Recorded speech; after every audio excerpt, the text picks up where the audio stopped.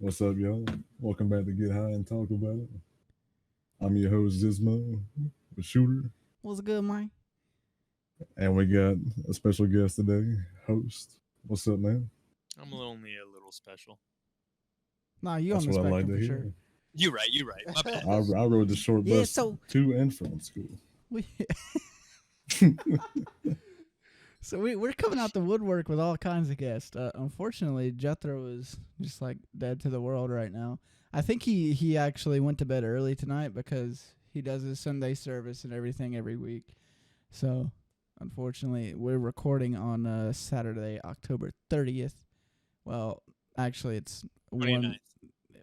it's 1:43 for me and Zismo on the 30th on Sunday. So, Fuck you. You in the wrong time zone. Oh, all yeah. right. Well, we're in the future, so deal What you with it. mean, man? Huh. Yeah. Anyways, we we have, let's see how many topics. We have 5 topics lined up today to talk about. And the first topic is something that Zismo's not too familiar with, but me and host have a pretty decent background in the whole 5M GTA 5 RP scene. Yeah, I'm just now getting into 5M. Yeah. And I mean, to be honest, if you're not into like the whole RP thing, 5M, Mhm. I mean, they do have other servers like team deathmatch servers and stuff like that. If you're into GTA 5, 5M is probably something you know about. Yeah. But if you're not like heavily into GTA 5, you don't probably know a lot about 5M. But most people out there have definitely heard of GTA 5 RP because a lot of Twitch streamers are out there getting into it, and a lot of GTA 5 5M RP videos were popping up on YouTube as well, and people's recommended and whatnot. But Yeah, that's how I've anyways, gotten into it. yeah, exactly. But anyways, my background and host's background in 5M is pretty much, I think, what was it, summer of 2017.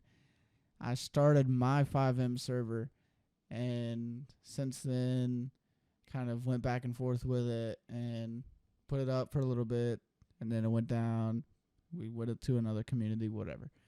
And then in November 2020, I was actually suspended on the 5M forums by the lead community dev for being a little arguing pussy. That was literally the reason that was plastered onto my profile when I got suspended.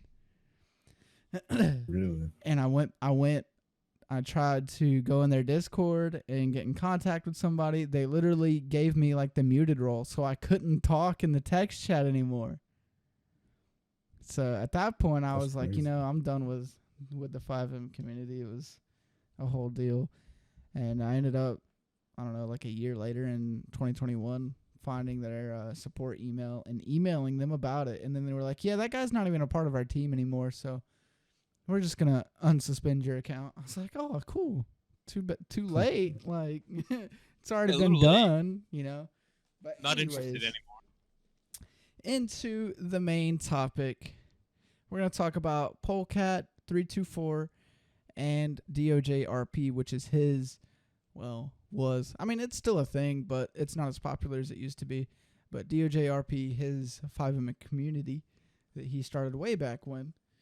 Well, what was his, right? He's not even in that DOJ scene anymore. Yeah, I don't even know. I haven't been following Polecat for a long time. He kind of fell off in general. But 7 days ago, on October 22nd, Jeff, one of the big 3, I guess you could say, because they were the biggest ones on YouTube. It was Polecat, Jeff, and Bay Area Bugs. That were the big 3 that were in DOJ making all the content and everything like that. But there were smaller ones like Dave and Civ Ryan that made a little bit of content on 5M.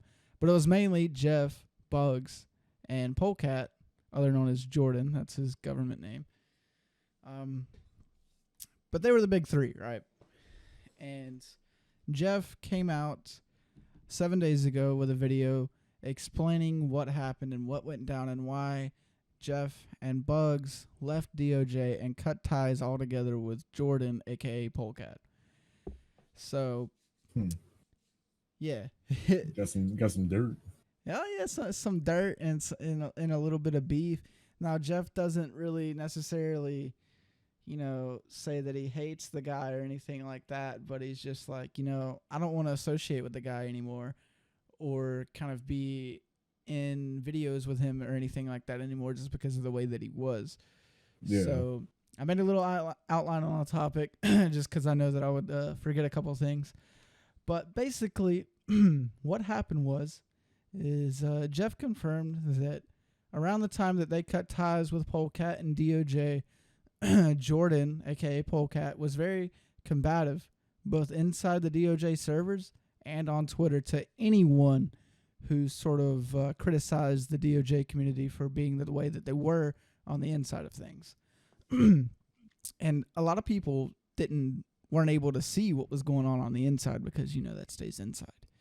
And DOJ was kind of like a members-only community. You couldn't just, invite to Discord who you are. You're in it. You know what I mean? No, they're strict as hell. Yeah, they're a very strict server. They want to be as realistic as possible, which is okay for people, I guess, that want to play like that. If that's what you're looking for, yeah. If that's sort of the community that you're looking for, it's a very good community, but they are very strict. And I actually applied for DOJ and got accepted into DOJ, but something ended up happening, and I didn't have the time to put into it. So I never officially got into the Discord and was able to join the server or anything like that. But I went through their whole questioning phase and application phase and all that good stuff, and I ended up being approved for it. But it was a very, very lengthy process. It was more lengthy than trying to apply for a job. You know what I mean? I was on Indeed the other day, and I sent in an application to Domino's, and homegirl literally called me the next morning, or actually the same morning, because it was 2 a.m. when I hit the apply button on Indeed. She called me that morning and offered me a job. Really? Yeah. They hard up. Yeah. I mean, well, dude, I don't know about being hard up for people, but because there was 5 drivers there the day that I went in for my interview. Oh, really? Yeah, I mean, they had plenty of drivers. I don't know why she said she needed a driver so bad. She was really wanting somebody to cover the morning shifts. And I told her I would rather do evening shifts because that's where the money is. But anyways, getting back to the main topic, Jeff confirmed that Jordan was very combative inside DOJ and on Twitter to anybody who criticized the community or anything like that. He also stated that they'd have to cut out portions of their videos and even avoid going near Jordan in-game while Jeff or Bugs were streaming, because Jordan was very prone to freaking out on members in the voice chats in-game or in Discord. Really? Yes. And this has kind of been confirmed by tons of other members that were a part of the community, saying that, Polecat would freak out on them or chew people out for really no reason at all, and sometimes pull community members into meetings just to do that, just for the purpose. I don't know whatever purpose, but just because he can, Really? at that point. And along with all that, other members of DOJ made claims that Jordan was very abusive of his power and aggressive towards other DOJ members. And along with that, Jeff and Bugs left DOJ after, this kind of stuff started happening more and more often, and they weren't able to create content. Jeff explained it like this. He didn't want to be associated with content like that because they went to PAX, and Jeff met a guy that had a kid, and they both watched their DOJ videos, and Jeff didn't feel right including the content that he was including from DOJ, because Jordan was how would you say this? Polecat was very potty mouth. Okay. Yeah, I mean every other word was F this, F that, or whatever, So Jeff, that's when he kind of made a decision. He was like, I don't really want this in my content anymore. So if he wasn't editing it out or whatever, then it would be there. And that's when they kind of made the decision, we're going to leave. And after they left, they created their own server called OCRP, which was a little more loose as far as the rules go. They weren't as strict or anything like that. And some of the DOJ members that just want to go have fun on another server would go on Jeff and Bug's server, OCRP, and play on that sometimes. Well, after the DOJ staff found out about that, they ended up forcing people to leave OCRP if they wanted to stay in the DOJ server. And these guys actually, like, and this is in saying, you know, they forced them to leave. They wanted like screenshot proof of DMs telling Jeff or another staff member of OCRP that they were leaving that server. And they also wanted proof that that staff member or Jeff acknowledged the message and was like, yeah, okay, cool, whatever, you know. Really? And along with all that, which was kind of, you know, the nail in the coffin that made Jeff and Bugs lose their respect for DOJ and Polecat in general, Jeff also stated that Jordan made comments saying 5M wouldn't be anything without DOJ, and that Jeff and Bugs wouldn't be anything on YouTube without him, without Jordan, Polecat, or DOJ RP. Now, what I think about all of that entirely, especially the last comments that I talked about that Polecat made, if it wasn't DOJ that blew up and made 5M blow up, it would have been another server, you know. Yeah. It's just being in the right place at the right time, creating content, you know what I mean? If it wasn't them, it was going to be another server. Evidently, at a certain point in time, another server would have come along and would have done the same exact thing DOJ did. Yeah. And as far as Jeff and Bugs not being anything without DOJ or Polecat, I don't know. I feel like it definitely helped them as far as getting their subscriber count up, but now where they are as far as their viewership and the numbers that their channels are producing, that has nothing to do with DOJ anymore. You know, those are people that came across Jeff and Bugs channels and liked the content that they produce, so they stuck with the channel and they still watch the content till this day. You know what I mean? Yeah.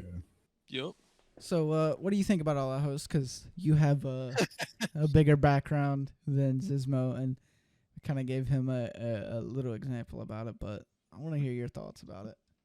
No, I mean, it's interesting. Personally, I don't know if I'm just weird or, I mean, could have just been by chance, but I had no idea who Polecat was. I actually knew about Jeff Vingo and Bay Area Bugs and all that before I saw any of Polecat's videos. Knew. So, funny enough, I was actually recommended Bugs first. And I remember watching Bugs' videos before Jeff's or Polecat's. And then from watching Bugs' DOJ videos, I was then recommended Jeff's videos and Polecat's videos and streams and whatnot. And, you know, because they were in the same community, I ended up subscribing to all three of them and would get recommended all of their stuff. Back in that kind of time period, it was around, I don't know, 2017, 2018, 2016 right? area, you know, when they were first like big blowing up all over the place. But yeah, I came across Bugs first. I got you. I mean, we've seen this kind of thing before. You and I have with our other servers we've been a part of. Yes. It's, server owners and staff can be very, very abusive, and even staff that aren't even in a high-ranking position, like you remember Beats. I don't remember what server it was from. Beats. But that was Beats, with Alabama. Man, what server? That was with Alabama, dude. And well, all those people, but I don't remember the server name that we were in. What was that server called, man? I don't remember. Right off the top I got of no my idea. head. Yeah. But yeah, Beats, like, he was relatively new to the staff team, and he would freak out. He was in there for less than a week. He would freak out on people for like no reason, and then, you know, we had that whole conversation with him. He's like, you know, that's why I smoke and everything, because my nerves are bad and stuff like that. I was like, man, if you're gonna go freak out on people like that and be annoyed at people for having fun and creating scenes that are, you know, fun for everybody to be a part of, then you're in the wrong place, man. And I feel like that also, I mean, that does play into DOJ being more of a strict server, but, like, you know, not everybody wants to sit around and play their part to a T all the time. And at the end of the day, it's literally a video game. Right? You know what I mean? You don't have to freak out on people that much, especially over a video game. I mean, that's the crazy part, though, because, I mean, look at we were part of technically 3 huge servers. I mean, we're talking populations that at the time, I remember with the whole Beat server and all that, they were consistently hitting. I mean, we saw them They when were it was maxing around out their 20. pops. Yeah, and then they were hitting 80 max and 80 max for several months or whatnot. And then, if I remember, that was the server that the server owner freaked out on everybody, took half the staff team, and it died out. So, I mean, if you want Oh to talk yeah, I like do that, remember that. yeah, I mean, it was bound to happen to DOJ sometime. And I Oh just yeah, think for that all sure. the extra dirt that came from all that, even before all the Yeah. allegations and everything, it's just, I mean, it happens and people don't know how to recover from it. Server doesn't know how to recover from it. Yeah, that's big facts. All in all, big facts are being spit right now, and that goes along with a lot of other servers too. Like I remember when the vehicle models, like the emergency vehicle models for DOJ, got leaked. I actually have them. Yeah, I know. I remember that. Yeah, actually, I have them. But DVRP, that was the server. yes, it was DVRP, and I personally left the server because all they wanted to do was drag race for one, and for two, the admins would just kind of go on a power came trip down way hard, yeah. too much. You know what I mean? And it's really surprising to see that the admins would go on that much of a power trip over a server that's basically a racing server at that point. Yep. You know Yep. what I mean? And you know, I feel like DOJ probably had a problem with this as well, but DVRP had a problem where people that they were assigning box privileges to for the server were stealing models. I unintentionally did, unfortunately, steal Enzo's drag pack. Yeah. But that's because I had to fix it for him because he was a clown and didn't know how to do anything. Didn't know what to do. Yeah. He was like, can anybody fix this for me? I was like, I mean, was I head dev at the time or just regular dev? I don't remember. No, that was right as you hit head dev when all that happened. Yeah. I was the head developer for the server, and, I was like, I know how to do this, so I'll just fix it for you. So I just downloaded the files and fixed everything for him and put it back on there and updated his pack for him, but... Didn't realize you stole all the models in the process. I didn't steal all of them, just his pack. And Yeah, I never well, deleted yeah. his pack off of my computer, pretty much, after feel that. fixing it. But It's funny because come to find out, that was one of the other servers' downfall. Is, I mean, there were professional like $100 to $1,000 models being stolen from like the DOJ and stuff like that's that. what I was about to talk about too. Like, and it had to be happening on DOJ because it was happening on smaller servers like DVRP. You know, I know after I stepped down, connections too. Yeah, and after I stepped down, I remember there was like beef because I joined back into the Discord. I was thinking about joining back to the server, and I joined back to the Discord. And I hopped in a VC one day, and they were talking about how somebody that had access to the server files and everything like stole literally everything. Literally made a copy of the server and stole everything. And then, like, everybody in there always had to fight about something, especially anything involving, what was his name? The guy that's on YouTube. V, starts with a V. Vengeance, yes.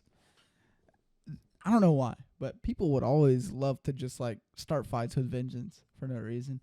And to be fair, Vengeance was kind of a... Yeah, he's kind of a dickhead anyways. Yeah. But, whatever. That's beside. It is what it is. I mean, I don't excuse it. No, not at all. Of course, I mean, between you, me, and whoever the hell else watches this, you do know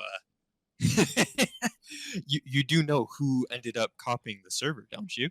No, I don't know for sure. It was they used Knighted before he got his role stripped. So used him to get into the box.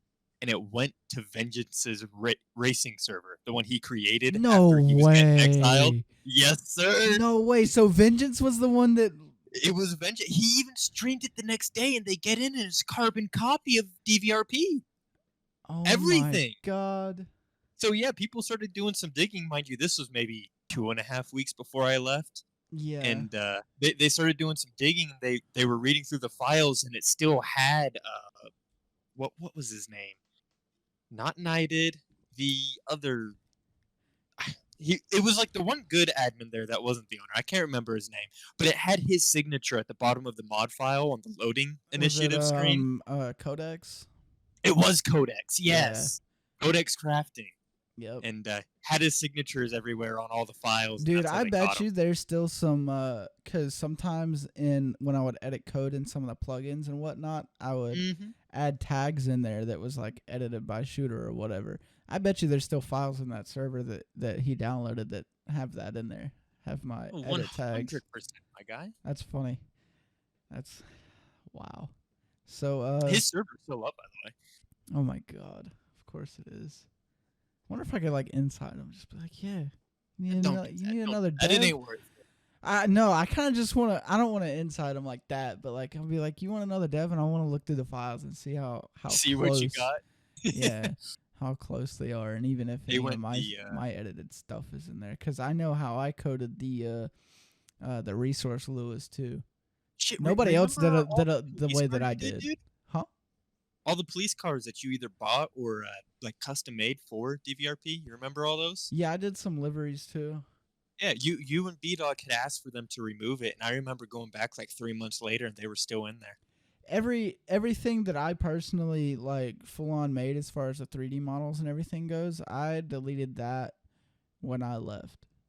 Nah, they rolled back the server. Oh Jesus! They I rolled mean, it back the doesn't server. it doesn't really 2.5 matter. It wasn't months. I mean, it ain't a big deal. it wasn't anything crazy either. Anybody It just could shows how far could they're go willing and to do go. what I did. I literally Yeah. I swapped motors on the 3D models and put wheeled racing wheels on a couple of different unlocked models that you can literally download off of 5 mods. Right. So, anywho, what do you think about all that, Zizmo? What do you think about people in places of power abusing their power over a video game? Man, I dealt with that a lot in Ark. Oh yeah, that's right. So you do kind of have that experience. I've probably got a lot more experience than you guys with shitty admins, just because. Oh, I know, because you have that sheer amount of time put into Ark over the years, which that you don't was play it my main anymore. game. But yeah, see, that was the only game I really played for like fucking 6 years. Facts. That's all I played. But yeah, no, dude, admins the fucking. I don't know, man. It's just people with really big egos, get these roles as some kind of power, and they think that they're hot shit, and they can run over everybody. Yeah, man. I mean, I don't. They. What's the worst that's gonna happen? I mean, you're gonna get banned. Okay, that sucks. But I mean, it does suck to lose like whatever progress you might have. I know in Ark, like there's a lot of times like I had to just suck up and fucking kiss ass to an admin to play on a server because like, dude, I just put fucking like 40, 50 hours into this base and this, this whole breed line I got of teams and shit. Like, I put like some serious fucking hours on this server. Been here for a couple weeks.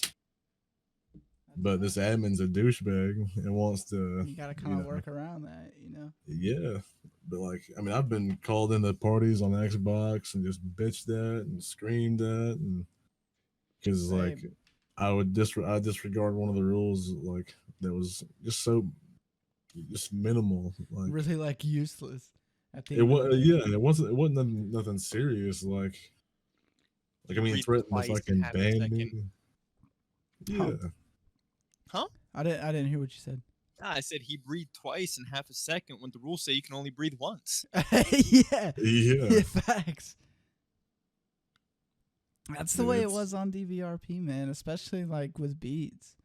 Mm-hmm. He literally like we were in the middle of like a conversation in a completely separate like chat. We were in the same Discord, but like in a different voice chat. And he just dragged us up in there and started bitching at us for no reason. Like full on yelling at the top of his lungs. I was like, dude, calm down.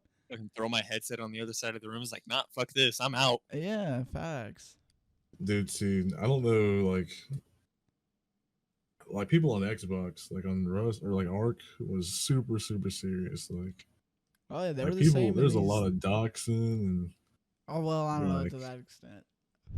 yeah, people would fucking pay to have somebody put offline and like people got so just into and attached to the game. I Like, left that behind in the 360 days. Yes, sir. Yo. oh well, it carried on the Xbox One.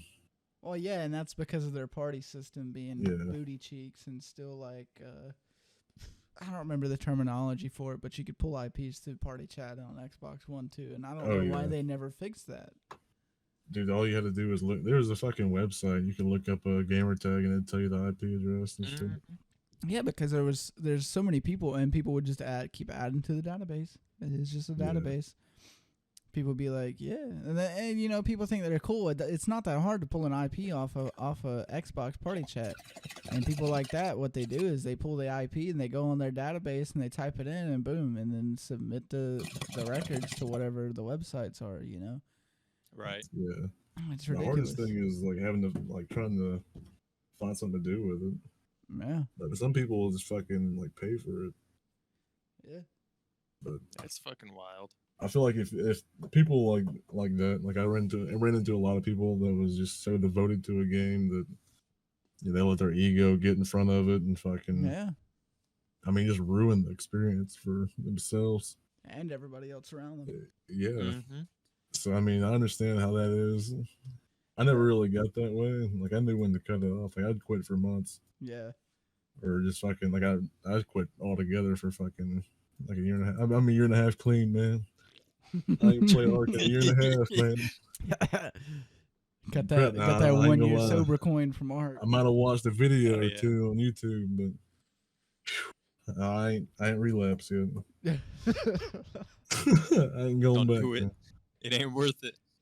Yeah, It's facts. Because you get But, into it and you put so much time into it, and then somebody on their little power trip just got to try and abuse it. You know what I mean? Mhm. oh yeah. It's ridiculous. So I just won't go back to 5M anymore. That's a fact. I'll get on it every once in a while to join like one of those free roam servers, but other than that, I Don't haven't get me felt wrong, like like- it's worth the time to try and join up on another RP server because a lot of them now have those economy implementations to where you have to go and like actually get a job and do the work in order to get money to buy vehicles or buy food to Yeah. literally live. And I'm like, man, at that point you're just playing The Sims. Yeah, you are. No, dude. At that point, you're fucking working from home. Like you're working in a game. Like That's a game should not feel like work. Brother, That's it why- ain't, that's why it ain't Ark an IRL and job, Rust man. and like every fucking like survival kind of like RP. That's a Like fact. there's so much grind to shit now. Like That's why I like Dude, the way I had even- my server set up. dude, I I don't. feel that. Have you guys realized how much of a grind everything has become? Like Oh yeah. all these new games, dude. Like the old Call of Duties, dude. You remember how easy it was to get camos? Yeah, Except that's for like facts. Black And Ops 1. Black Ops 1 was kind of hard as shit to get camos. Yeah. But, But you were able because to you had to do get it in a max- reasonable amount of time rather than Not the way really. it is now. Well, I mean, not Black Ops necessarily 1 reasonable, but you had to put a good amount of time into it, but not as Dude, much Black time as Ops you have 1, to you put in had some to- games now. you had to get max prestige and then have like $50,000 for gold for each camo or each Yeah. gun. That shit was expensive and it was hard as fuck to get max level. It was. But like Black Ops 2, dude, Black Ops 2 camos was like pretty easy to farm out. And like Oh, I mean yeah. it was time, but like it was a reasonable amount. Like Which after the game was out for like 2 or 3 years, they had those unlock the all mods lobbies. and Yeah. yeah, but I mean still, but like think about like all these other games now. Like it's just they're trying to get you to play to make you more addicted and play for hours and hours Basically and give hours them and more forever. money. I feel like Yeah. most of and everything like that in today's day and age is basically a cash grab, even in the video game world. The microtransactions and everything like that, they're Mhm. just, and I can maybe understand it on some of these free-to-play games. They come out with the skin packs and whatnot, but Yeah. that's you buy it if you want it type of thing. You're not forced to buy it if you want to progress in the game or anything like that. You know what I mean? Advanced Yeah. Warfare was kind of like, buy the extra pack so you can have a chance at getting the speakeasy. I forget what the gun was called, but it was the speakeasy variant, and it was like the best variant in the game, and people literally like spent hundreds of dollars trying to get that, Yeah. and still didn't. You know what I mean? I got lucky. Like my second elite pack or whatever, I got the Obsidian Steed, and I ran with that the entire time I played Advanced Warfare, pretty much, because it was one of the better guns. It was the same gun that the speakeasy was. But it was like one variant lower. It was like the second highest variant. But anyways, yeah, that's just how it's beginning to get. I feel like it's everything. Everything is getting like that too. Like it's all a cash grab at this point. For sure. Like I know we might be skipping passing over a topic for a second, but we'll go back to it. We're gonna go to number. I want to go to number 3. Yeah, that's cool. We can jump to number 2 after 3.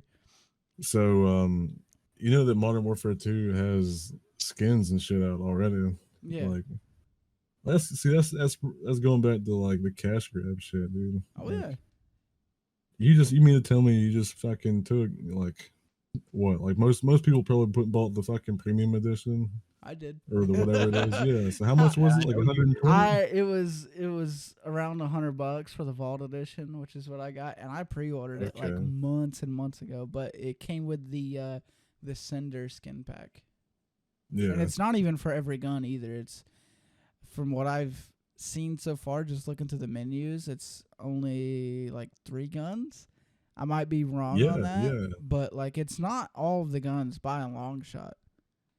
Yeah, so like they've already got skin packs and shit, and what's messed up about that is that the packs that you get for the Vault Edition or whatever with the Cinder skins, you actually don't really get any camo progression for any of the other guns whatsoever if you use those guns, because you can use the what are they called? The blueprint. You can use like the Cinder blueprint, right? Before you have to unlock the attachments or whatever like that. But if you use those guns all the time and you run those all the time, you don't get like progression unlocks for any of the other camos or really any of the other guns that are in the game. You have to go and use the base guns and unlock them by leveling up, using the guns, leveling up the guns, and then the same goes for some of the camos too. Yeah, that's how the first Modern Warfare was. Yeah.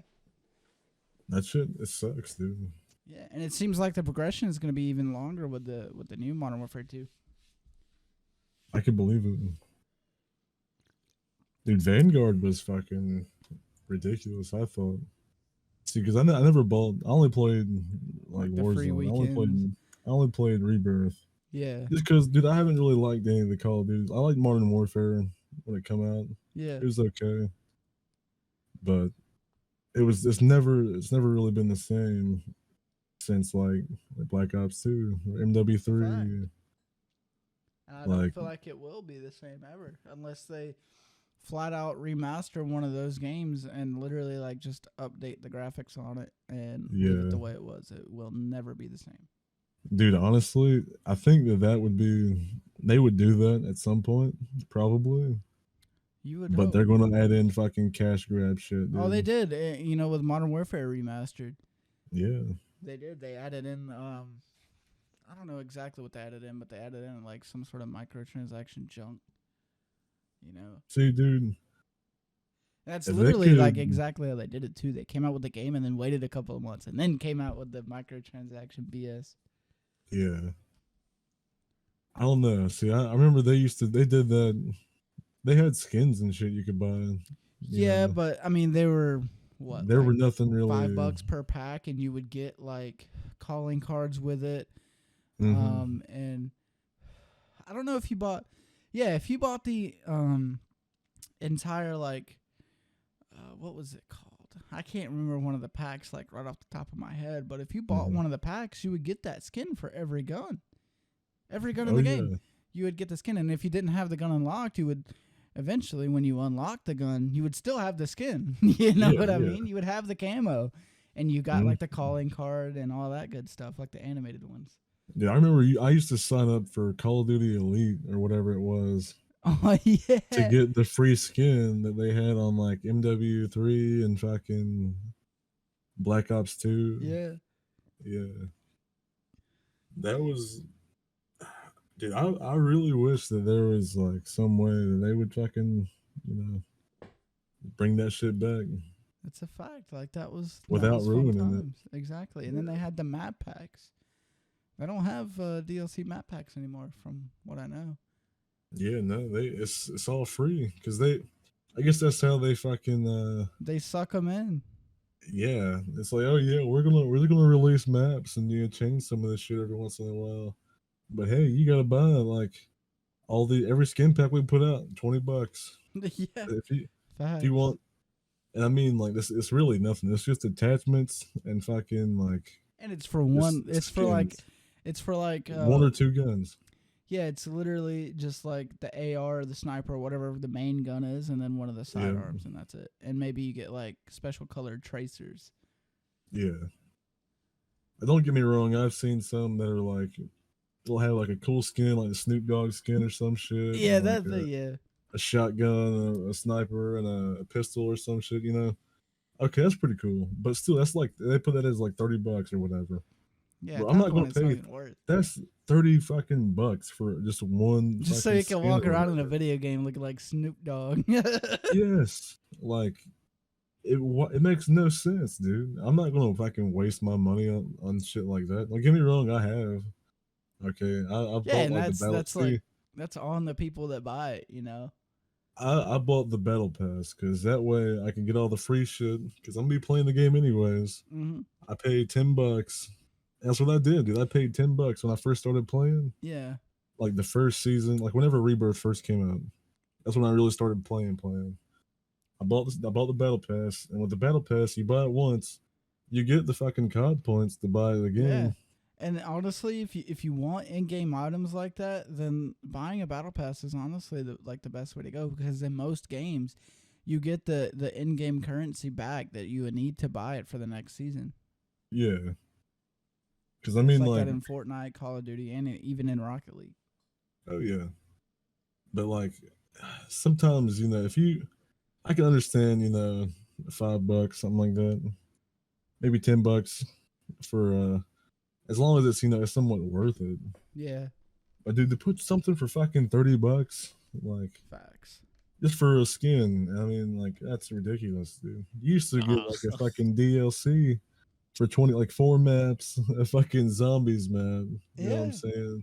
You get the Peacekeeper.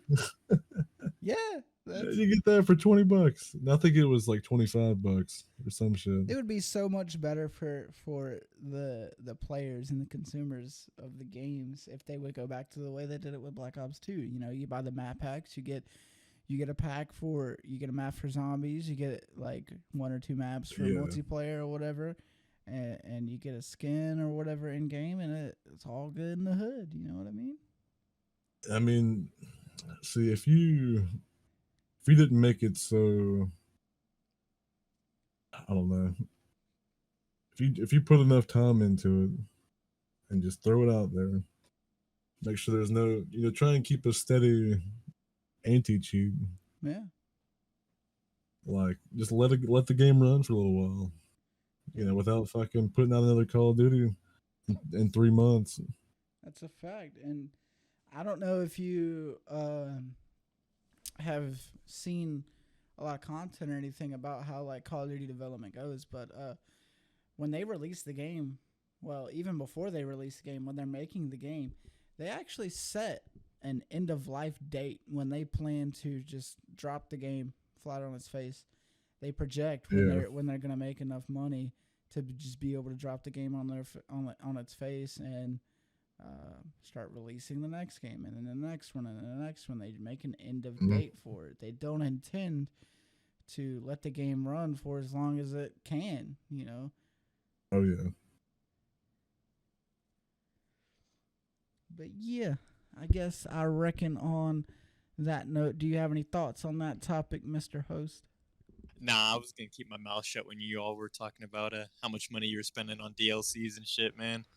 Oh, I know. Well, DLCs in and of themselves are kind of unique and cool add-ons to games, Sure.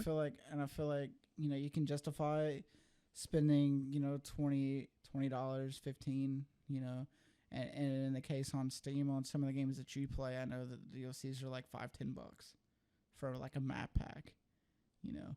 Dude, nah, you got it backwards, actually. Well, it depends. It depends on the game. I know the game Yeah. that you and Prometheus were having me look into the other night. The map packs were like $6, and they come with like all kinds of stuff. And then like, What game is it?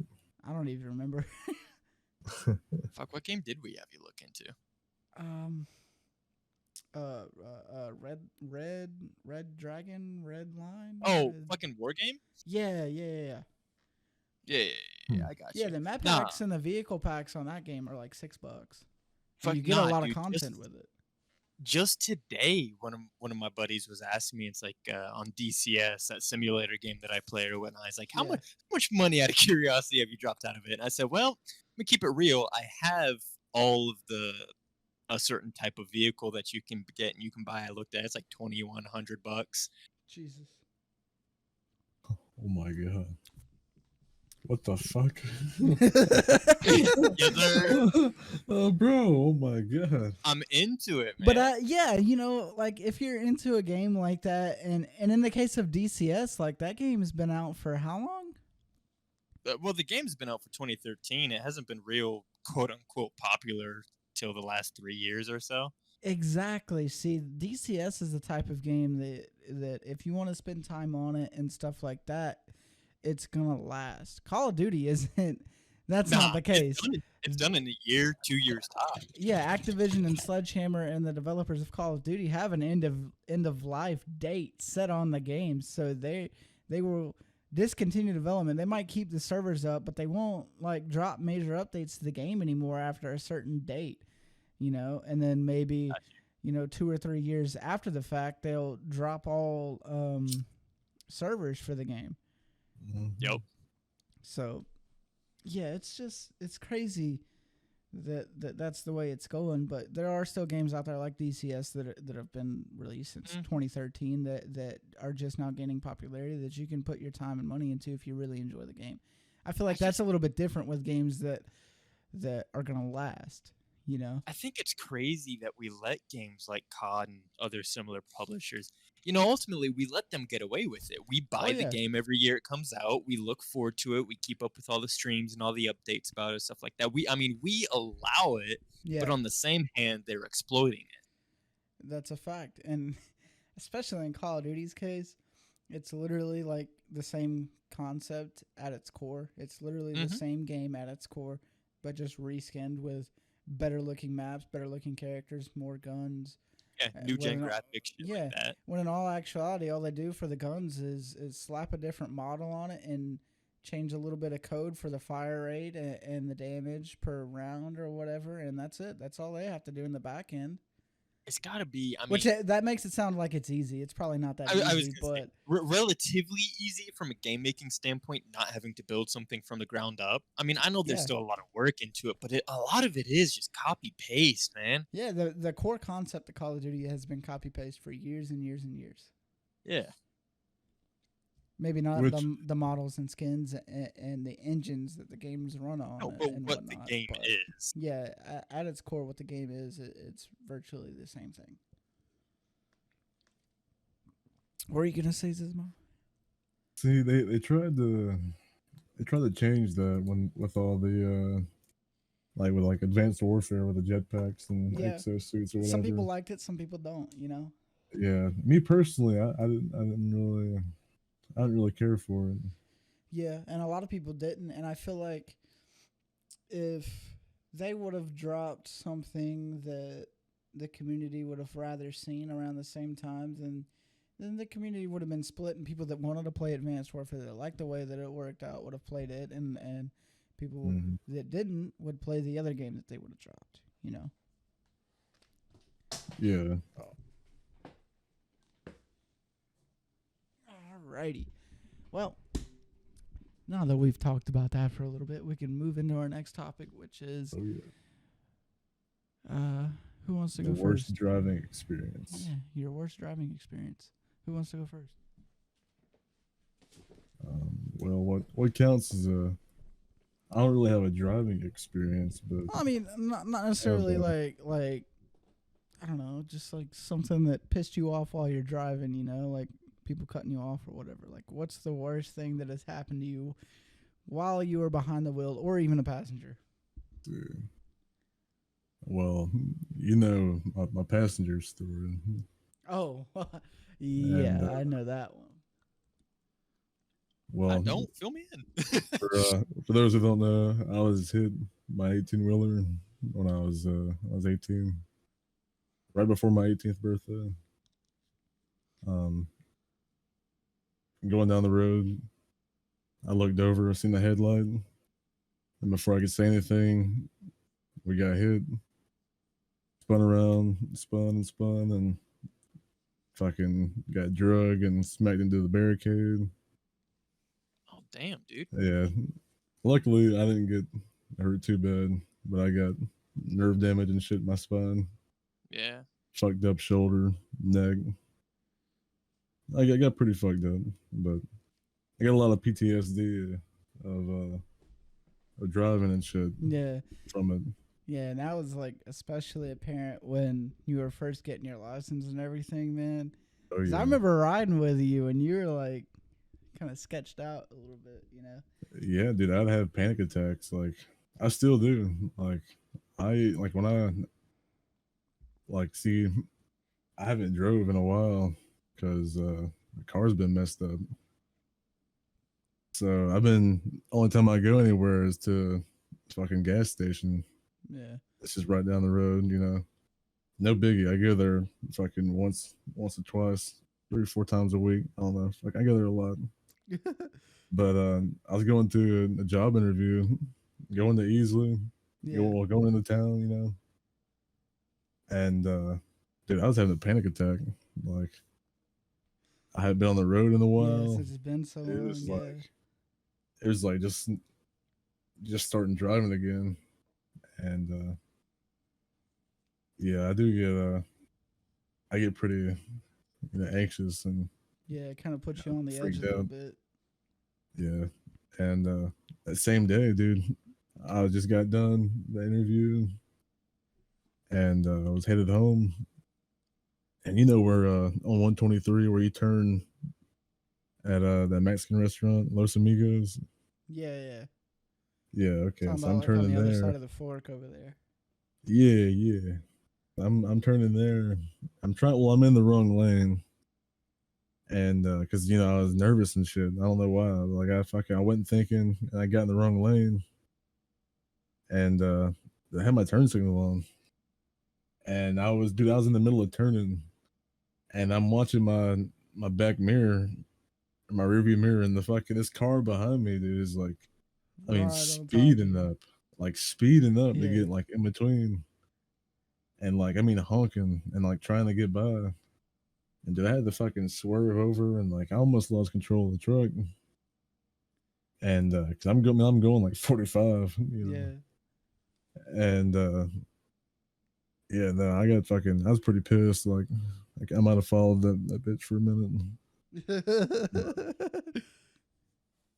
I I know you realized did. like I no, I think she was going to like somewhere, like some gas station. And I was like, that's a good turn right here. I can get back to 183. Like I don't know how to fucking go. I was like, I'll fucking spit in this bitch's face. Like this shit I messed up. I'm about to kick her in the pussy. Fucking kind of do Done some had dumb shit y'all like pissed that. off. Yeah. Yeah. Like I mean, like realistically, I honestly think because I had to I wore my seatbelt. Yeah. And dude, I found like I'm so fucking anal about that now. Like I can't even move the car or put the key in the ignition without having my seatbelt on. I'm not that bad about seatbelt as far as me, but like for the most part, I usually try to be sure to have my seatbelt on. See, dude, I got really, really broad shoulders. You know what I'm saying? Yeah. Like, so, like, a lot of things, I can't do as you normal size shoulder folk. Like, bro, I can't. My shoulders don't fit in the urinal. Like my torso, my chest. Like I'm not that big. My shoulders are just fucking broad. I don't know. Yeah. It's like I had to fucking lean my pecker in, Okay. just to Oh, like it's uncomfortable, and Yeah. I can't like some doors I have to go through sideways because my shoulders is like be fucking touching Oh, the dude, sides. it'd be hilarious to like take you to like Japan or something like that, to some of those like apartments they have in Japan, bro. mhm. Yeah, Dude, they're You wouldn't be tiny, able to dude. fit nah, inside. You literally dude, my wouldn't. dude, my ass too, bro. I'll be knocking stuff over my ass. Like I got that dumping, and I'll be smacking off. Like I got my bong on the edge of my desk, and I straight up felt my cheeks just brush up against You had to the pucker up. stand, and I was like, no, nah, you ain't going nowhere, dog. I Yeah. got you. Like I got you. I got you, man. I Oh don't want you Lord. spilling on my carpet. But it's like no. What I'm saying though, like when I got in my wreck, dude, I wasn't wearing my seatbelt Yeah, so that kind of gave you because the like, mindset. dude, just because my shoulders don't fit in the this is the back seat of a Oh yeah, fucking yeah. So like a little tiny ass Toyota, bro.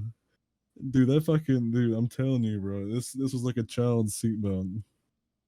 yeah. I don't know why, but like I couldn't. Yeah, it wasn't working. It wasn't gonna work, man. My head was. I really think that's why my neck was so fucked up. He had hit And the rear window or something. nah, bro, my head fucking like my neck was. I'm Sideways. pointing down, bro. Oh yeah, yeah. Like the back seat.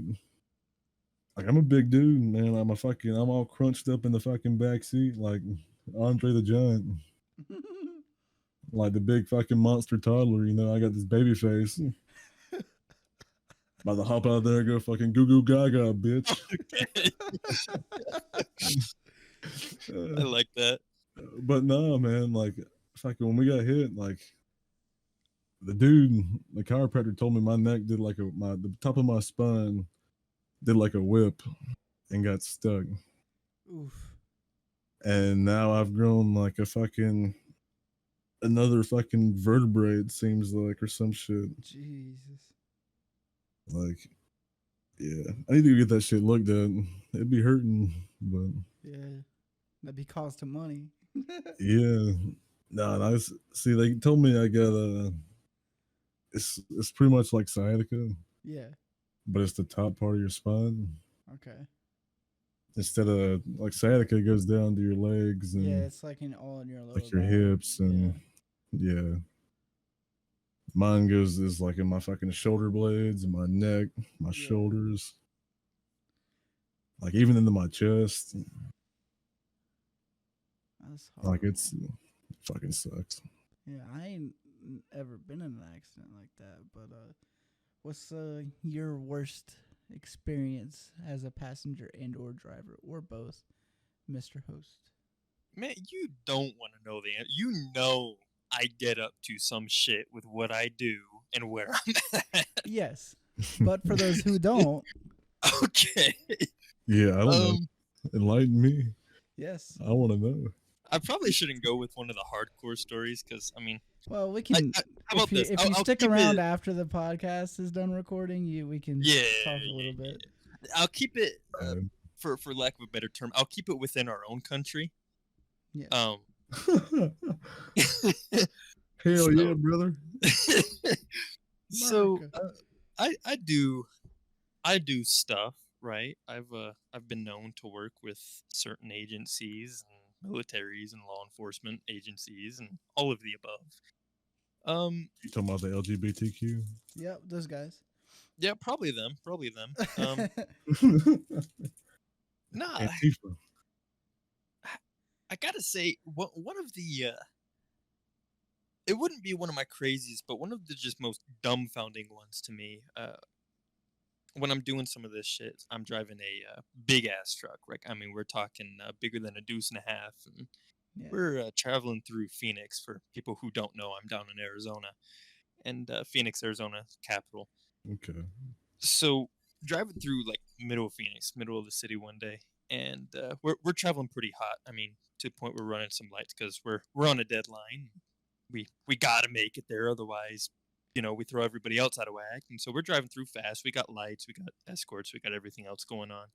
Mm. And I remember it was we were through the nice part of Phoenix. Couldn't tell you the name of it. Phoenix is subdivided into so many different areas, and there was this really nice neighborhood on the right, and we're flying, right? I mean, there's no way, for one, that you don't see the big ass truck, you don't see the lights, and you don't Yeah, hear the siren. for sure. I mean, there's no way, and I'm not the only one, right? I mean, there's like two or three of us driving two or three big trucks, and then we've got the nice escort. So we're driving through, and all of a sudden, radio up ahead says, "Hey, we got some broad up here in a white car. She's pulled out halfway from the driveway or whatever. She's blocking your lane. If you can get over, get over." We're like, "All right, well, we've got no other choice."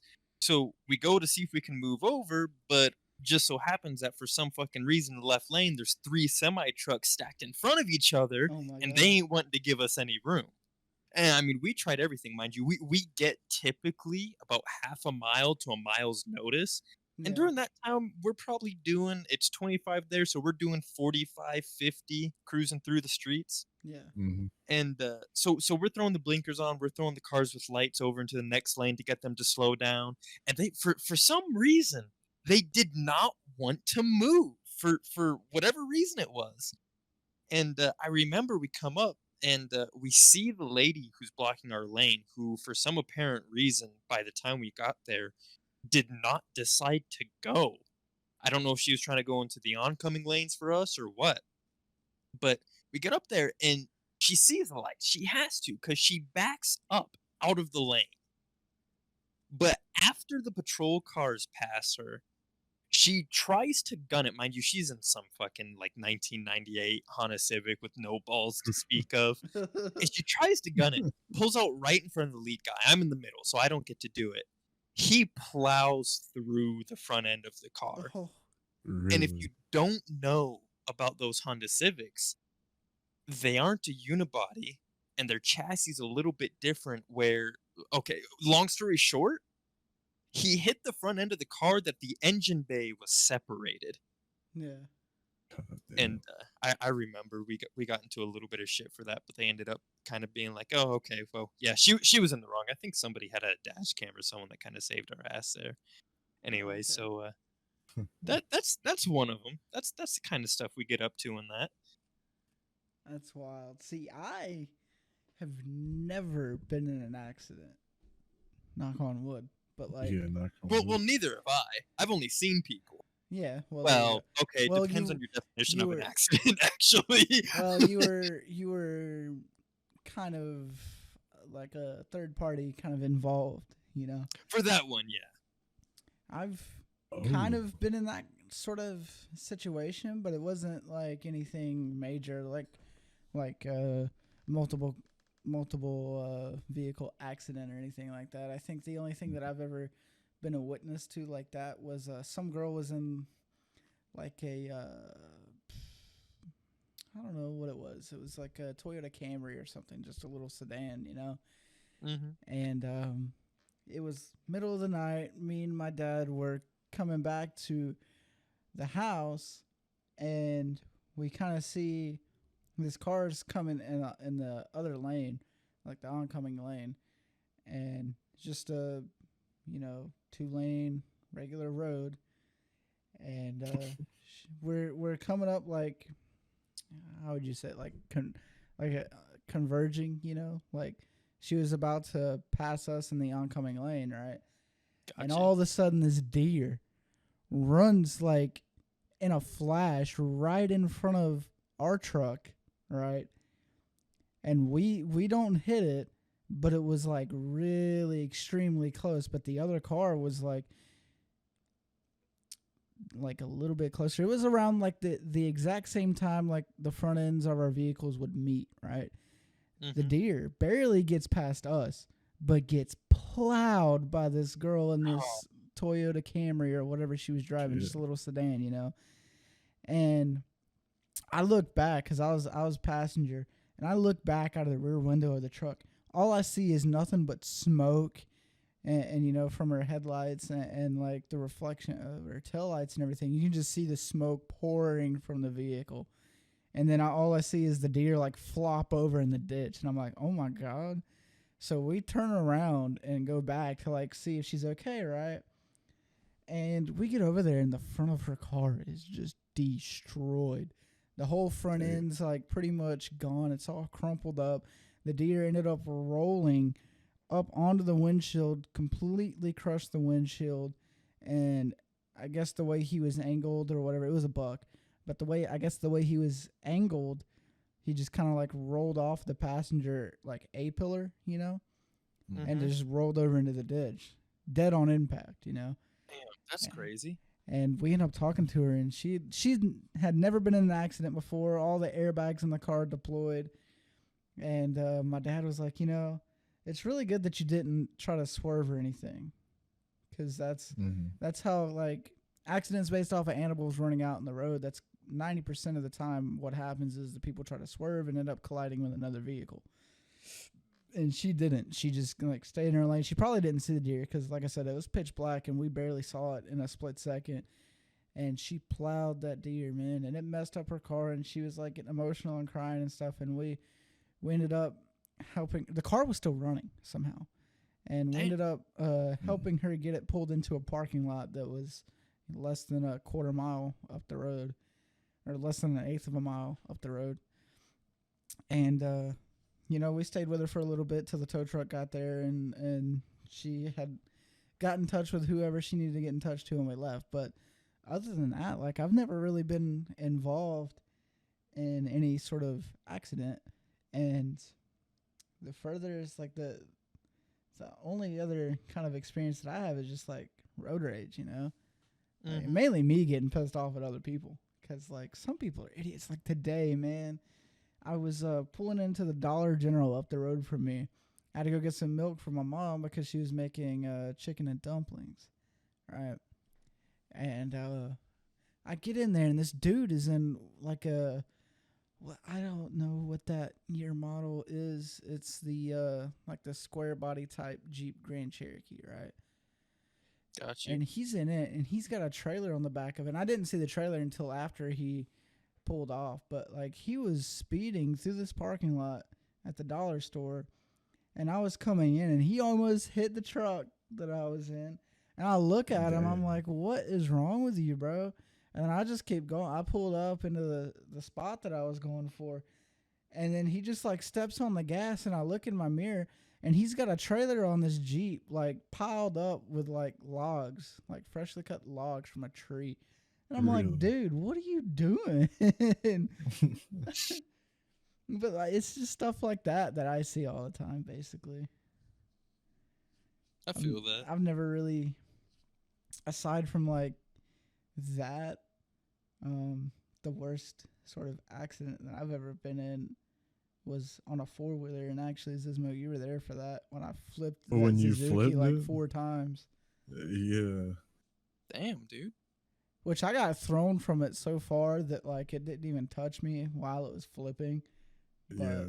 And I still rode that thing for years after that. I remember, it bro. really didn't hurt I had it that too shit bad. on video for a while. Yeah, it was on your old BlackBerry. On that BlackBerry. Yeah. Yeah, I was doing donuts and hit like a little like clump of snow. Oh, that's the worst. And yeah. And it flipped 4 times. I got thrown from it. It flipped like 3 or 4 times. And the only thing that it really messed up is it bent the handlebars like ever so slightly. And I rode it like that for years. But like other than that, I've never been in anything rough, you know. I don't know if really crazy though. I was gonna say I don't know if I told you this, Shooter, but a long time ago, like when I was a kid, my dad had my dad to go pick up his daughter, my stepsister. Yeah. And I didn't know this, but he was drunk. and hit somebody. Actually, wasn't really his fault. He just happened to be fucking drunk. Oh my god. Yeah.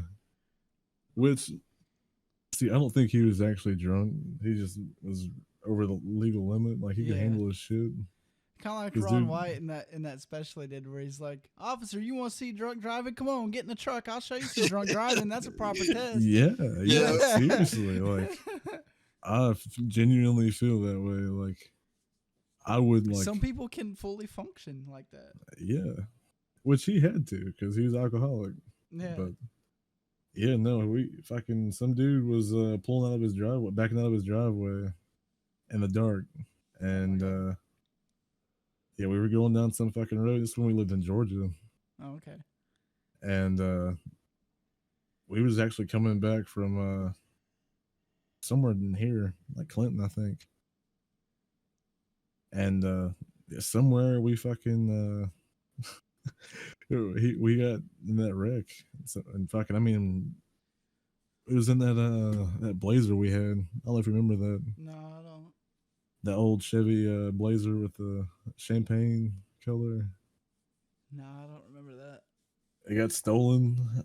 Well, The oldest thing I remember y'all having was that blue. What was it? A Nissan? blue- Or the Kia Rondo. yeah, the Kia. That's right. Yeah, I remember that blue car and then the Chevy the Silverado. truck. Yeah. That's No, we had the oldest I remember, I think. that Blazer. We had we got in that wreck with that Blazer, and fucked up the whole front end of it. Whew. Yeah, he had did all that and fixed it.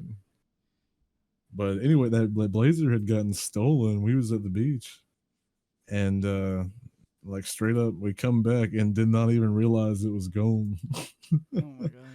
for like a week.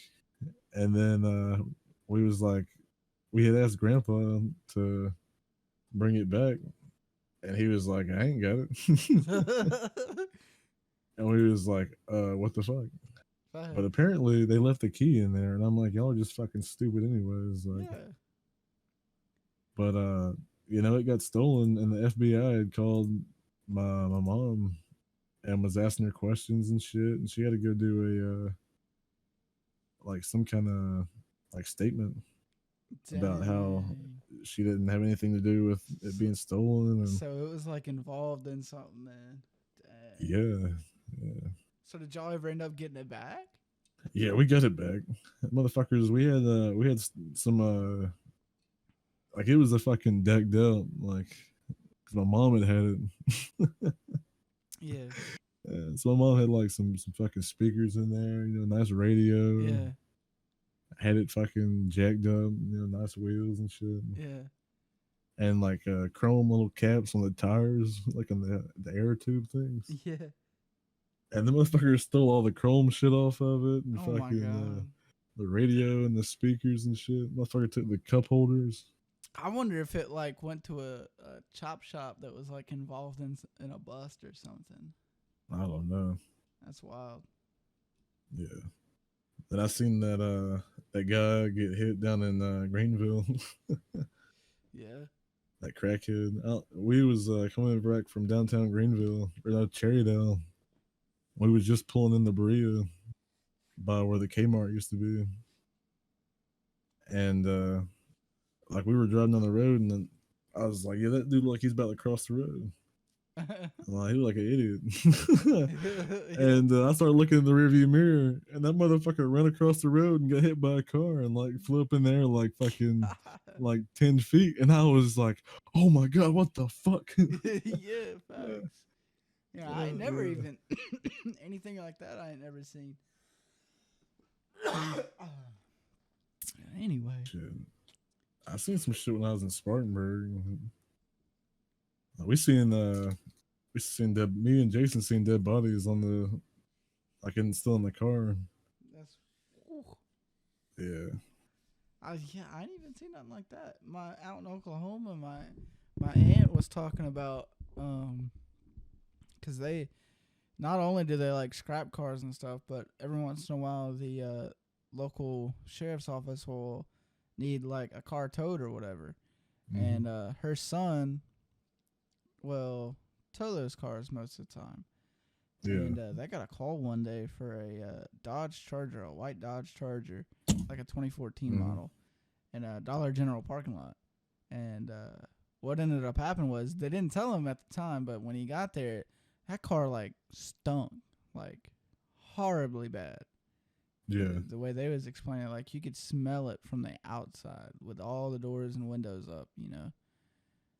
And turned out what actually happened was some woman, the woman that owned the car, ended up passing away in the car. Like they found her in the back seat, and that car had been sitting there in Oklahoma heat for like 3 or 4 days in the parking lot, and nobody ever looked to see or anything, and they didn't, Really? call it in until it started smelling, And they said that they didn't even bother like trying to get the car cleaned or anything. They just straight up took it to the crusher because it was so bad. It was that bad. Like they didn't even bother trying to get anything. They take her off out of of it at least.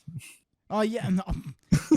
Yeah. The coroner like took her out of it and everything, but I think that the only thing that they took off the car was the catalytic converters because that's where the money is, But other than that, they didn't try to park the car out or anything. It was a running car, like it was perfectly a good car. Yeah. Aside from the fact that somebody died in it and it stunk like it smelled unholy like hell. ass. Yeah. So he That's said crazy. they flipped it on its side with the skid steer and cut the cats off and then loaded it back up and took it to the crusher. Because they just didn't want to mess with it. I don't blame them. I know, that's as bad as he was trying to explain that, the smell. I was like, yeah, no, I don't blame you for that.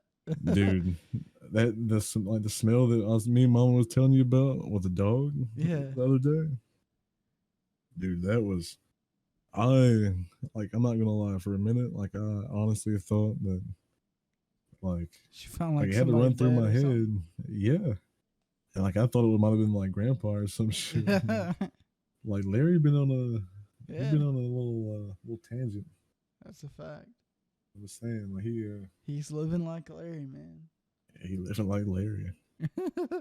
Not like that lobster, but Yeah, living like not like Larry the Lobster, but like more like Larry the Crackhead. Mhm. Yeah, I got him a fucking coloring book for Christmas. You going crazy seeing the shadow people in the coloring book. Dude, Mama gets so bad when I say that. She be Yeah, she be talking about she be like, oh yeah, Catherine called me, sister. yeah. And I'll be like, oh, where? What'd she say? She'll be like, oh, he got in the argument with Bubba because he said that there's midgets in the attic poking needles down in the ceiling and squirting them with them chemicals. And Bobby was like, ain't no goddamn midgets in my cabinet. Dude, this Midgets is go fucking crazy, tweaking, bro. man. Yeah, I'm like, yeah, man, I don't give a fuck about him and the goddamn shadow people. Jeez. I am the Lorax. I speak for the trees. Them damn trees is speaking Vietnamese. God damn. Yes, They gonna sir. miss, baby. I want to get high and chase horses. Oh. Well, on that note, we're gonna move on to our fourth topic here. Elon Musk finally God buys damn it, Twitter. Elon. Yes, Mm-mm-mm. and the speculation around this is that it was easier and ultimately cheaper for him to just write out buy Twitter than try to go through the legal process that they were trying to do. Twitter was actually trying to involve Elon in a lawsuit for all of that junk. And Elon was like, all right, fine, then I'll buy Twitter. And funny enough, on the spot when the sale went through, Elon fired 2 high up executives in Twitter. In the three. In in the Twitter headquarters, like on the spot, as soon as the deal went through, they packed up their stuff and left the building. Yes, sir. Yeah, which is like, hey, you gotta do what you gotta do sometimes. Well, you know why, don't you? Well, from what I heard, Elon was like pissed because they wouldn't disclose how many accounts on Twitter were actually like real. From what I know. But is that accurate? From what I'm aware, it was a mixture of that and those three people. So the secondary objective behind Elon buying Twitter is he's always been by the beliefs like, oh, he's kind of like me in the sense, I fucking hate censorship, right?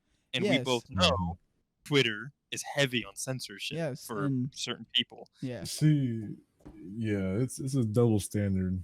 Exactly. But Yeah. those three people were supposedly kind of the ringleaders we're behind between that whole thing. behind the whole censorship. I mean, Yeah. they were going out and specifically targeting certain groups and certain people, and they were the ones making decisions. Oh yeah. So that was Yeah. like the big pushing factor to get them out of there. Oh yeah, for sure. And that was also that's in the outline that I wrote. Elon claims that he wants to change Twitter to be a open community to most free speech and sensible conversation. At least that's what everybody on YouTube is saying. Everybody that's kind of reacting to the whole deal, they were looking at the statement that he made, and that's kind of the gist they were getting from it. That he wants Twitter to be more of a free and open space for people that just want to talk, you know. Yeah. And along with him firing those Twitter executives, people seem to have the idea that Elon's going to unban a lot of the major public figures like Trump and Alex Jones and people of that nature, because they were just kind of banned because people don't necessarily like what they're saying, but Right. that's you're gonna have that anywhere. Like there's random accounts on Twitter that are like that. You're not gonna like what they're saying, but Elon wants to make it to where it seems like those people can be on Twitter and talk about what they want to talk about, and just be there instead of just being kicked off the platform altogether.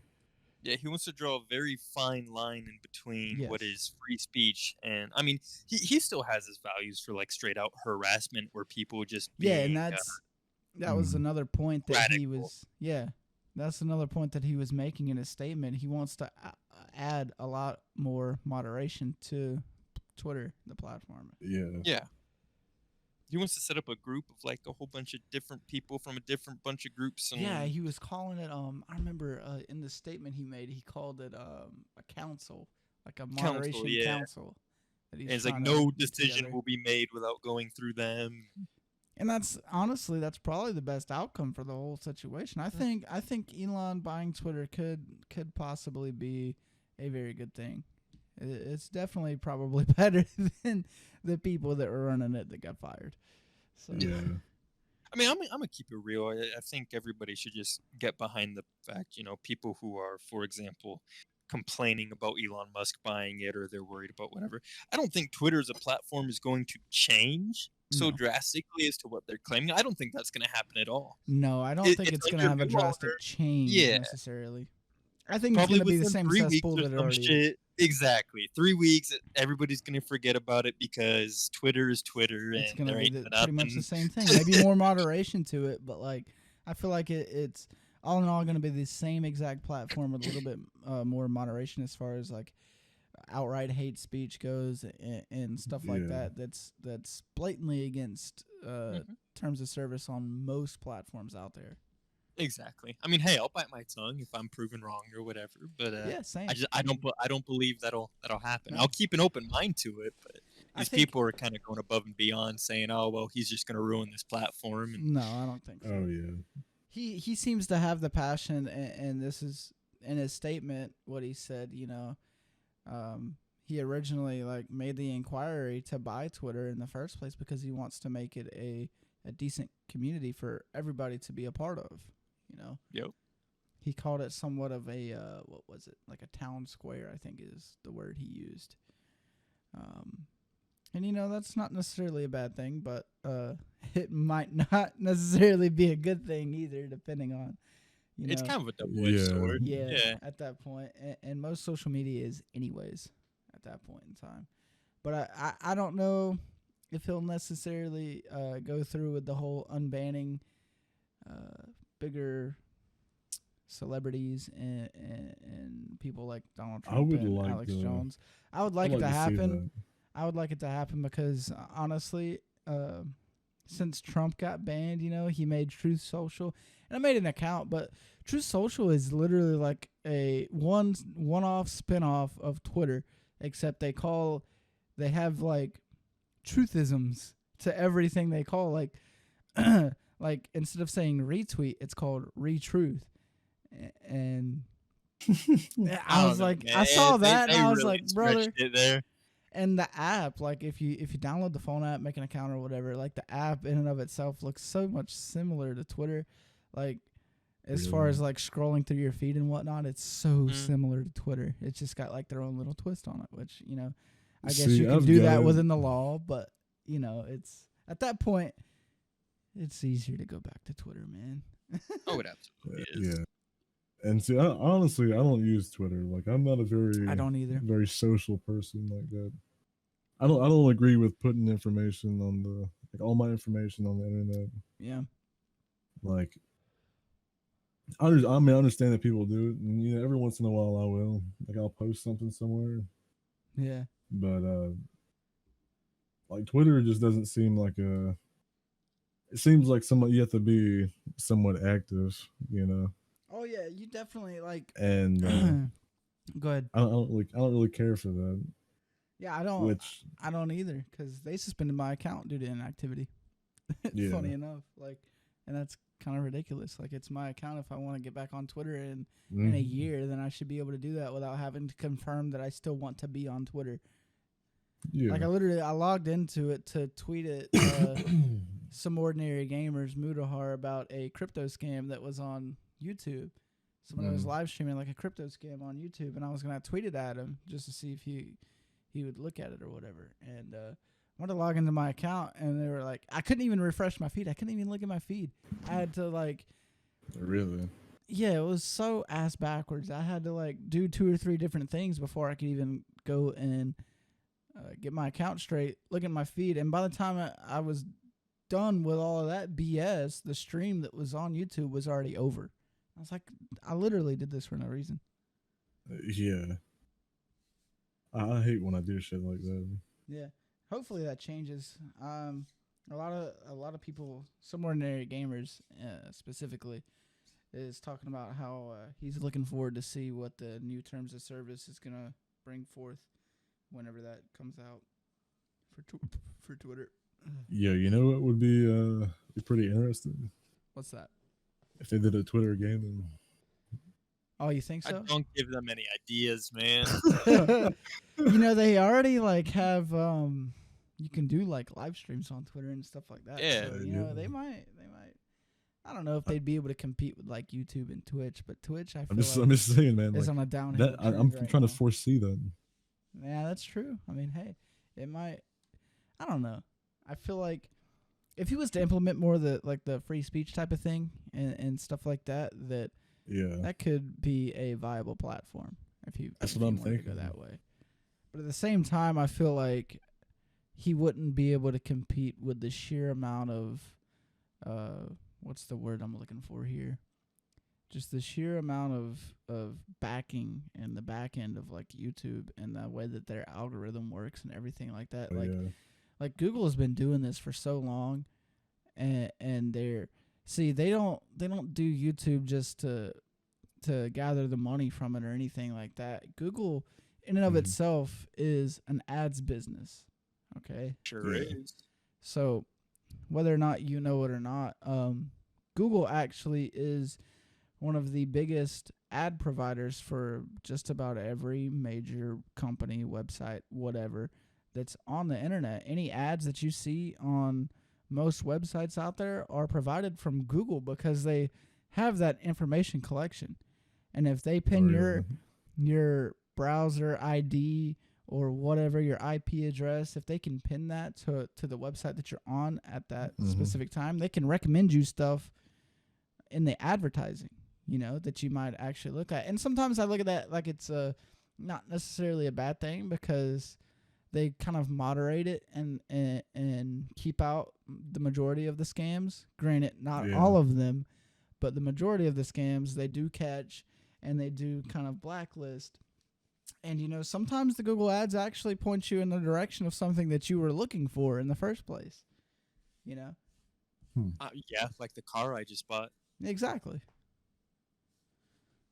So Yeah. I feel like Google Ads aren't necessarily such a horrible thing, but the way that they're getting the information to provide you those ads, I feel like is kind of a If you want to break it down, invasion. that shit ain't right. It is an invasion. It's a clear invasion of your privacy at the end of the day.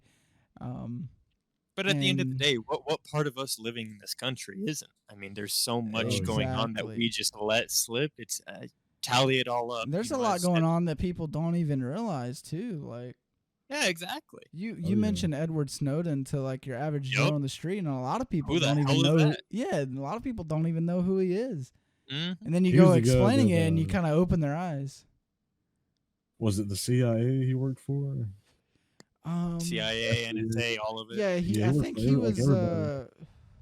He had a lot of clearance, but yeah, He started CIA and then moved to NSA when he was talking about that the system or whatever that where you could just do the basic lookups. Yeah, I forget what it was Yeah. called.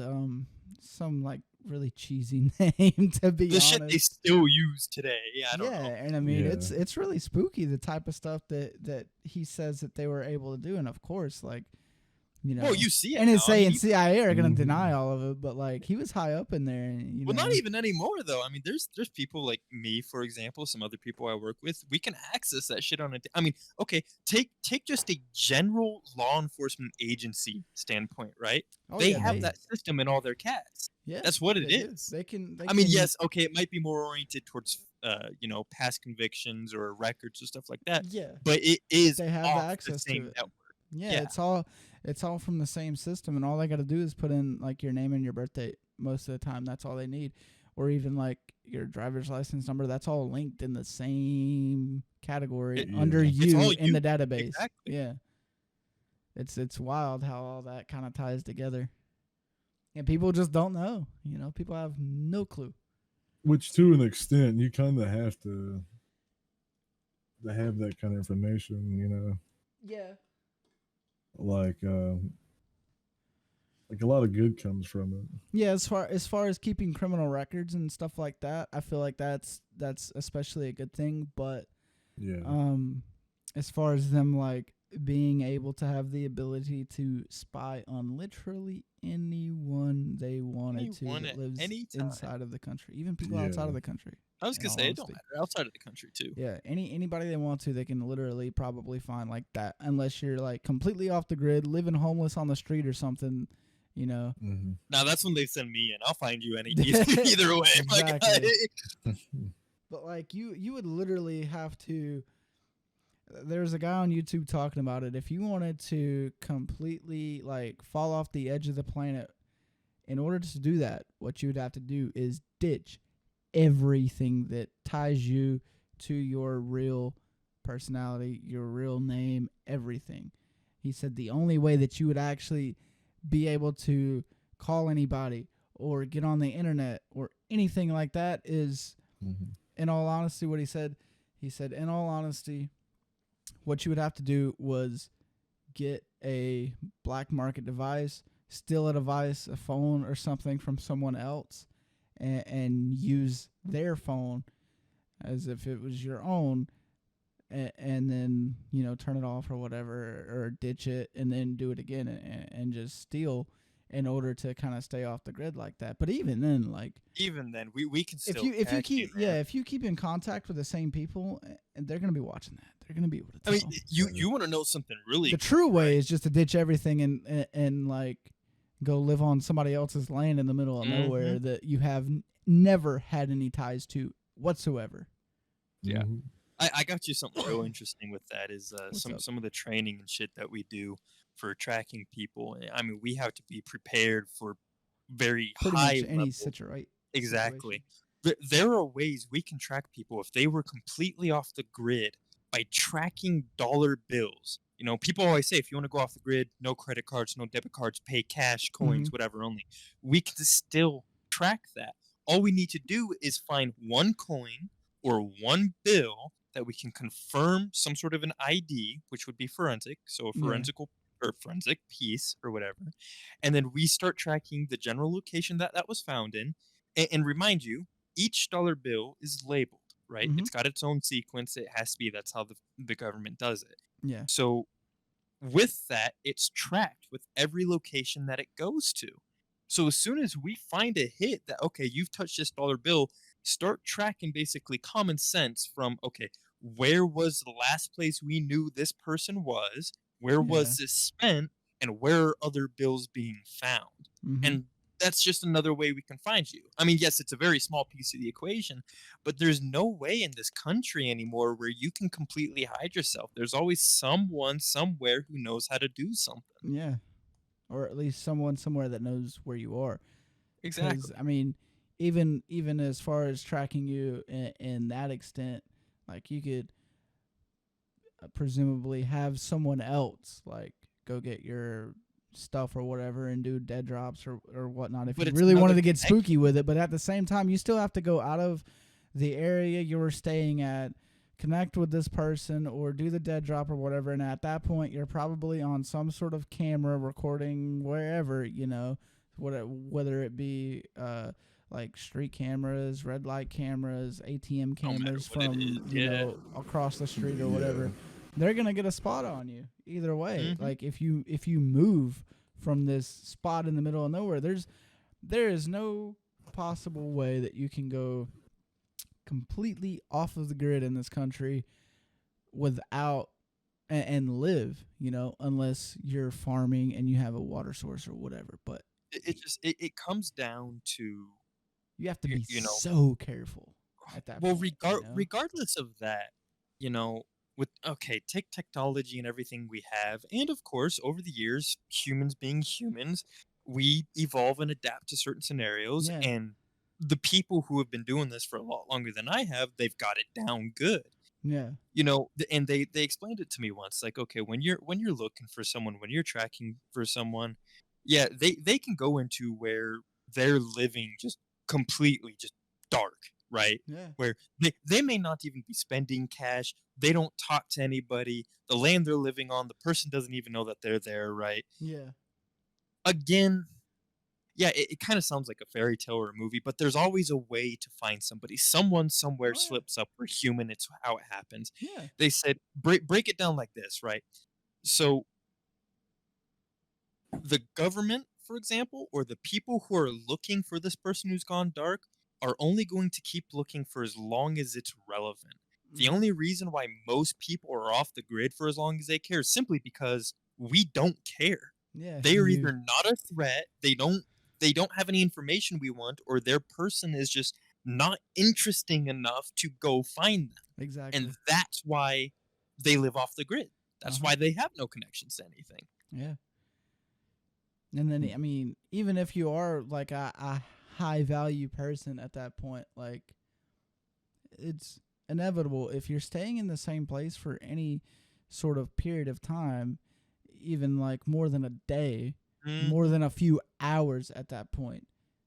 If you stay, If you're alive, we're gonna find you. yeah, if you stay in the same area or you keep the same patterns or anything like that, which is human nature in and of itself, they're gonna find you. Mhm. You know? I mean, it is what it is, right? I Yeah. mean, you probably shouldn't be getting all that heat on you anyway. I understand Exactly. shit At that happens, point, yeah. but at that point, it's like, okay, you played yourself, bud. Yeah.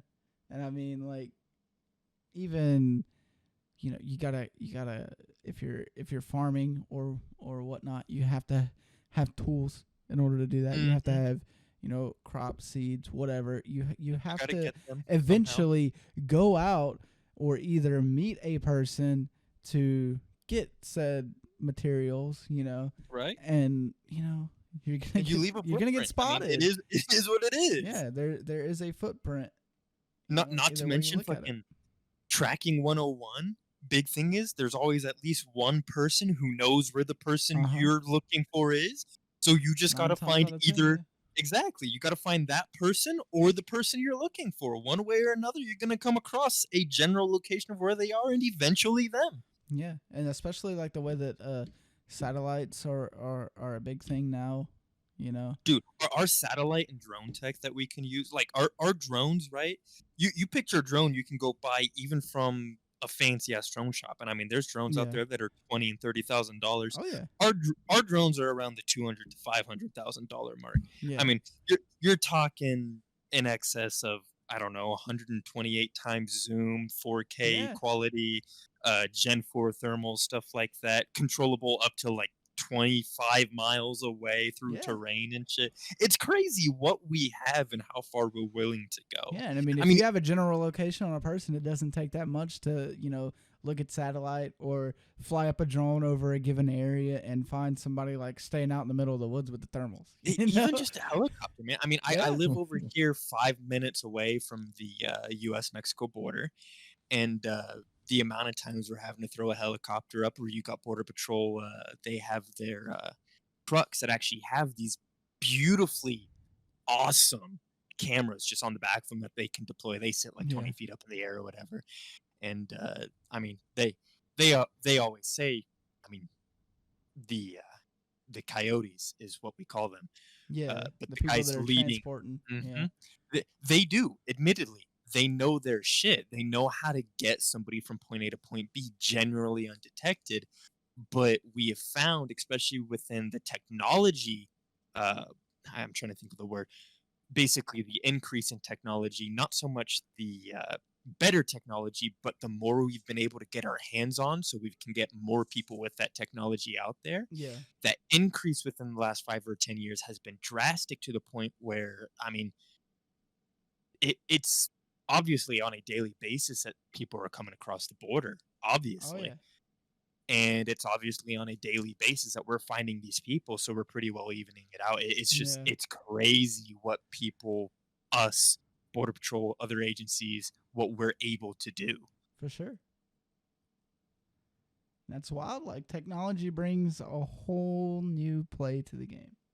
It is. It's In a all whole aspects, new field. not even in Yeah. just like the tracking industry, but like everywhere.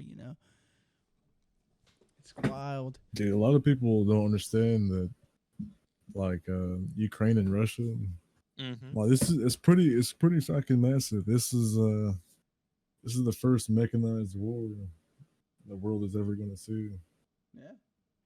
Yeah, Like the new it's, Yeah, they're using drones and whatnot over there too. it's drones and missiles, man. After Russia realized they can't use infantry and tanks back like in the Cold War and shit like that. And a lot of their it's, equipment was like just It's cold outdated. storage from the Yeah. past wars. Like, well, remember too, all of the infantry they sent over there. It's a lot of fucking infantry, but they were all either reservists or people that they just called out. yeah, yeah. it's not even people that wanted to be in that sort of situation. And I talked about this in the last episode, but like there were people that were on Russia's side that were finding like 5.56 rounds from U.S. troops that were shooting themselves in the legs just so they could go home. And it's bad when your own soldiers are to the extent to where they'd rather shoot themselves than to fight the war that you're trying to make them fight. Oh, yeah. Well, there was a huge video that's gathering a lot of attention.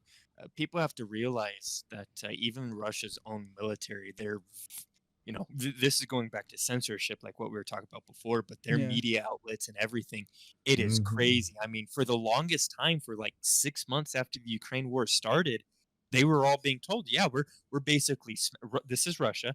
We're basically smashing through Ukraine's troops. We're capturing all the key cities. We're doing everything we're supposed to. We're supposed to be doing a good job.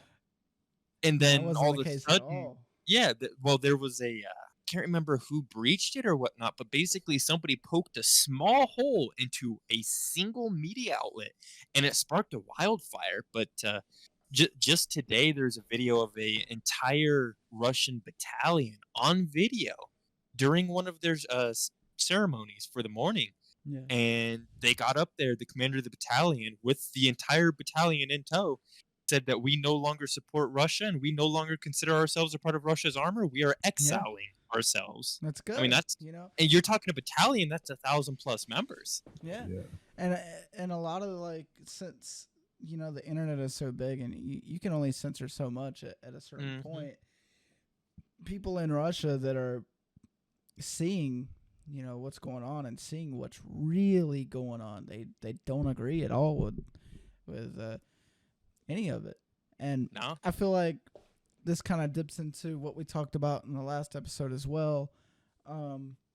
as far as like the U.S. goes, like when they were talking about passing the bills to have National Guard come take your ARs and whatnot, like there were so many law enforcement just around our general area here in South Carolina that straight up said they would rather quit their jobs and defend the rights that are in the Constitution.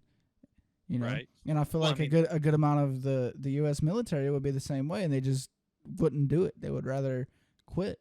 There's enough to arm citizens, and I'm gonna go ahead and say like all cultures. I think in America, legal, whether like no matter what, whatever it is, like people with a firearm will not stand. Like No. Mm-mm. there, Well, you know, The it's majority of a those slaughter. people can see right from wrong to begin with, too. You know. Yeah. Well, look at the Supreme Court with their most recent ruling or whatnot. I don't know if you two keep up with that a lot, but I kind of have to, given my position. Yeah. I try And to. so their most recent ruling, and it's official now, is they backtracked all the state's laws, including each individual city, and they basically said a legally carrying American citizen is lawfully allowed to carry, open carry, of course, Yeah.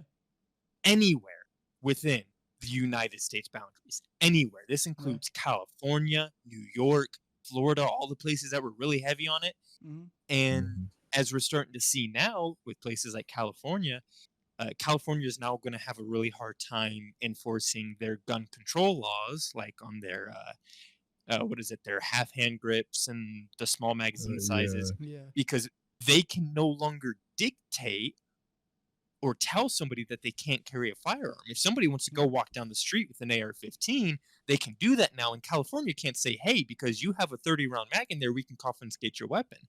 Well, then now that's a direct violation of the Supreme Court's ruling and, you know, our right to bear arms. Now, Mhm. I'm not so radical as to saying everybody should be able to carry a gun, and don't take that out of context. I have Oh a no, very we much talked so about it. I have a very much so law enforcement point of view. Again, this goes back to how I worded it earlier. I believe any legally able person, anybody who has not committed a felony, is allowed to get a gun. When you commit a felony and you go through that system, you lose your rights as an American citizen. You broke the law. That's what happens in my point of view. And, again, this also may dictate in the future. Maybe we need to look at what is defined as a felony and what is not. But for the time being, a felony is a felony. Yeah. And those people who want to say, well, I'm an American citizen, you live in America, but you had your rights taken away when you became a felon. That is why, for the rest of your life, you are labeled as such. Mm-hmm. But regardless of that, anyone else, carry a gun. I don't care. I mean, I don't care what you're doing with it. Like you said, most people who carry a gun, like me, for example, I have one sitting next to my desk, and I take it everywhere I go. We like to think that we have a little bit more of common sense than anyone, and we can rationalize our thought process a lot better than some of these radical people from either side.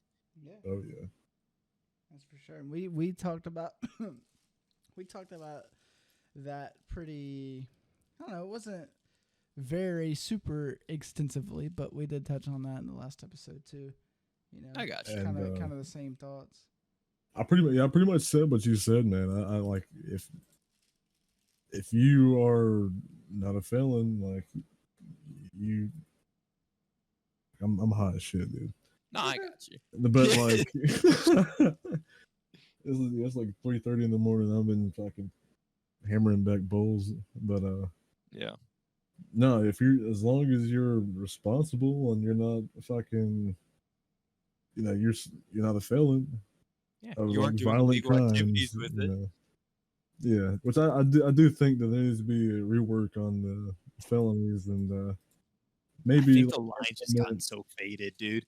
maybe implement some kind of like where it'd go off for your record after like something somewhat serious, but maybe you turn your life around. You had a if you clean can, I record. feel like if you can full on like prove to government agencies, government-backed agencies in general, just anybody that has the kind of authority to take that off of your record. I feel like if you can prove for however amount of time since you got the felony